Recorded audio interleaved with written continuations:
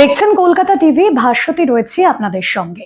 রাজ্যে অন্নপূর্ণা ভান্ডার নিয়ে সাধারণ মহিলাদের মধ্যে উৎসাহের শেষ নেই। অনেকে অন্নপূর্ণা ভান্ডারের জন্য অ্যাপ্লাই করেছেন, এখনো পর্যন্ত কোটি কোটি মহিলারা কিন্তু আবেদন করেছেন। তবে অনেকেই বলছেন যে 17ই অগস্টের মধ্যে যে টাকা ঢুকবে, যারা আবেদন করেছেন তাদের প্রত্যেকেরই কি টাকা ঢুকবে, নাকি একটা সময়সীমা পর্যন্ত যারা আবেদন করেছেন তাদের ক্ষেত্রে 17ই অগস্টের মধ্যে টাকা ঢুকবে। আর এই নিয়ে কিন্তু দ্বিমত তৈরি হয়েছে মহিলাদের মধ্যে।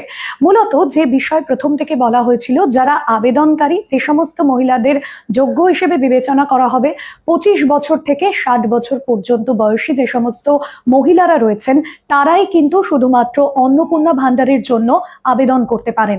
পরবর্তীতে যেটা ভাবা হচ্ছে যে এই আবেদনের ক্ষেত্রে দেখা গিয়েছে যে দুভাগে করে দেওয়া হয়েছিল।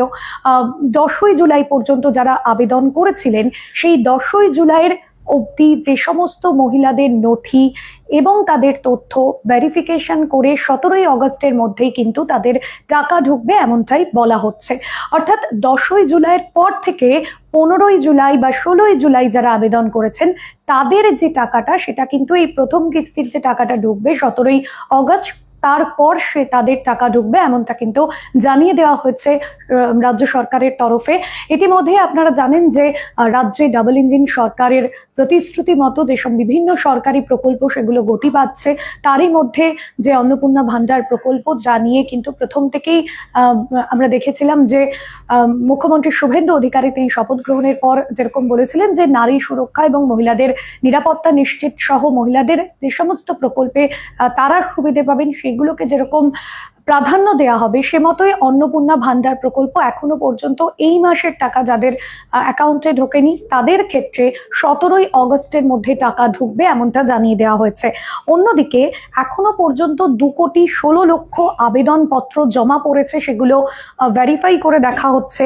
এবং যেটা বলছিলাম যে 17ই অগস্টের মধ্যে 10ই জুলাই পর্যন্ত জমা পড়া সমস্ত আবেদনপত্রের যে ভেরিফিকেশন সেগুলো কিন্তু সম্পূর্ণ হয়ে গিয়েছে, এবং সেই ভেরিফিকেশনের ভিত্তিতেই 17ই অগস্ট যে টাকা ঢুকবে সেই টাকাটা কিন্তু তার মধ্যেই হবে। এবং পরবর্তীতে যারা আবেদন করবেন সেই দ্বিতীয় কিস্তির টাকা 17ই অগস্টের পর ঢুকবে। তারা আবেদনকারীরা আদৌ যোগ্য কিনা সেই সমস্ত তথ্য কিন্তু যাচাই করে নেওয়া হবে। পাশাপাশি যে সমস্ত তথ্য আপনারা দিয়েছেন সেই তথ্যগুলো পুঙ্খানুপুঙ্খভাবে খতিয়ে দেখা হবে। আপনার আবেদনে যদি কোনো রকম ত্রুটি থাকে সেই বিষয়টাও কিন্তু দেখা হবে, এমনটাই জানা যাচ্ছে। অন্যদিকে যে এই মুহূর্তে একটা সম্ভাবনা তৈরি হয়েছে, 17ই অগস্টের মধ্যে কিন্তু 10ই জুলাই পর্যন্ত যারা আবেদন করেছেন তাদের টাকা ঢুকে যাওয়ার সম্ভাবনা রয়েছে।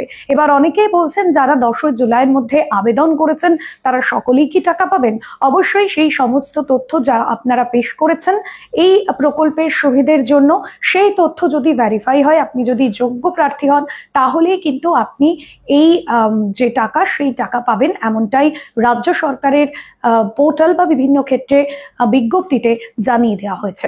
অন্নপূর্ণা ভান্ডারের টাকা 17ই অগস্টের মধ্যে আপনার অ্যাকাউন্টে ঢোকার জোরালো সম্ভাবনা কিন্তু রয়েছে। আজকের বিষয় এখানেই শেষ করব। অন্যান্য আপডেটের জন্য দেখতে থাকুন কলকাতা টিভি।